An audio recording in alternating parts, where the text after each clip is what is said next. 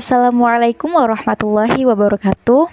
Perkenalkan, nama saya Nadila Sekar Zaidah. Saya akan mempresentasikan mengenai luaran program kerja KKN kami, yaitu buku yang berjudul Pengolahan Teknik Budidaya dan Inovasi Produk Tanaman Obat Keluarga atau TOGA.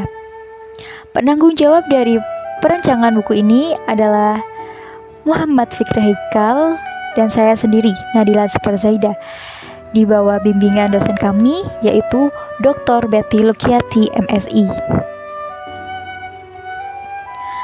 Buku ini berisi informasi tentang kandungan tanaman obat, budidaya tanaman obat, pengolahan tanaman obat pasca panen, dan inovasi produk biologi potensi botani ekonomi dari tanaman obat.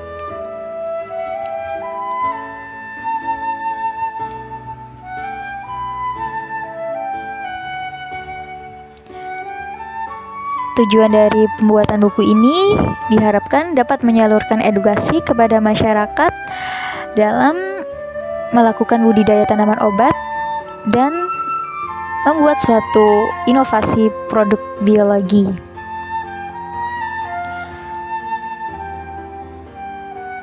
Pada buku ini, yaitu pada bagian 1, berisikan mengenai pendahuluan. Kemudian pada bagian 2, membahas mengenai kandungan dan manfaat tanaman obat, di antaranya flavonoid, saponin, fenolik, terpenoid, dan alkaloid. Pada bagian ketiga, membahas mengenai teknik budidaya tanaman obat. Yang pertama ada kultur jaringan, yang kedua ada hidroponik, dan yang ketiga ada penanaman di tanah. Untuk metode kultur jaringan, memaparkan mengenai manfaat dan kegunaan kultur jaringan tumbuhan, kemudian prinsip dari kultur jaringan tumbuhan, kemudian tahapan teknik kultur jaringan tumbuhan, kemudian peralatan kultur jaringan tumbuhan, kemudian explant, kemudian media kultur jaringan tumbuhan, kemudian kelebihan kultur jaringan tumbuhan, dan kekurangan kultur dari jaringan tumbuhan. Kemudian teknik selanjutnya adalah teknik hidroponik. Untuk teknik hidroponik membahas mengenai macam-macam teknik hidroponik, meliputi sistem NFT sistem terbuka, sistem vertigasi, wick system, aeroponik, floating hidroponik. Kemudian membahas mengenai kelebihan metode hidroponik maupun kekurangan dari metode hidroponik. Kemudian teknik budidaya selanjutnya adalah penanaman di tanah. Beberapa aspek yang perlu diperhatikan dalam menanam di tanah, diantaranya persyaratan bibit, kemudian penyemaian bibit, kemudian penyiapan bibit, kemudian pengolahan tanah, kemudian penanaman, kemudian pemeliharaan tanaman, kemudian harus memperhatikan hama dan penyakit dari suatu tanaman tersebut, kemudian pengendalian secara organik,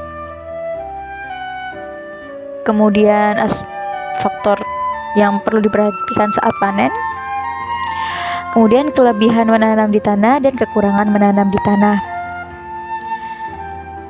Baik, selanjutnya terdapat bagian keempat pada buku membahas mengenai pengolahan toga pasca panen.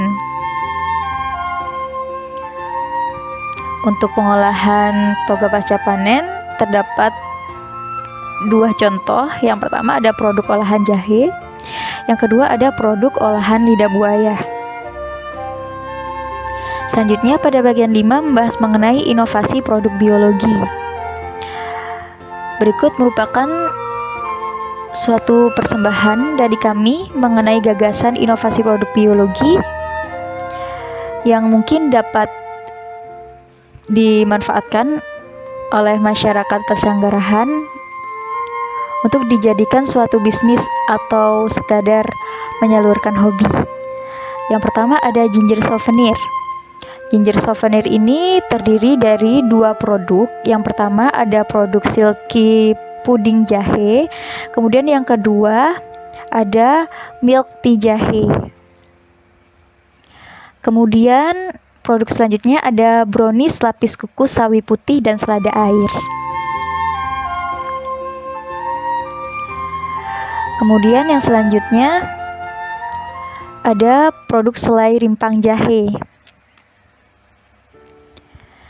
Nah, pada bagian ke-6 membahas mengenai potensi botani ekonomi dari gagasan inovasi yang telah kami persembahkan.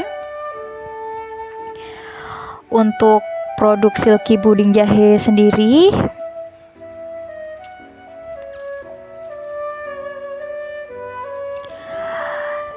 jika diperjualbelikan, setiap satu produk memiliki harga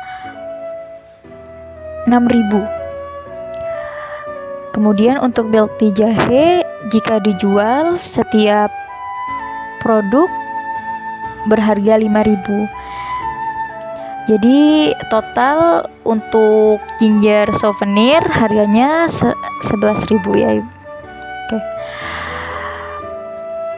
Kemudian yang selanjutnya adalah produk brownies lapis yang berbahan baku dari sawi putih dan selada air. Untuk brownies kukus sendiri, harga tiap produknya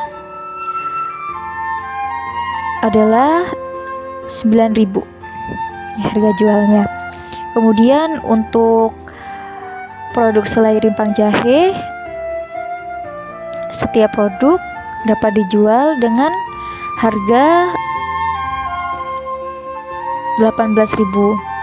Untuk harga-harga tersebut sudah kami hitung berdasarkan BEP atau break even point, di mana telah mempertimbangkan mengenai jumlah laba atau keuntungan dan jumlah produk yang harus dijual sampai modal itu kembali.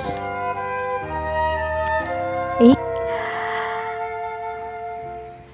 Setelah itu terdapat beberapa rujukan yang kami pakai dalam pembuatan buku.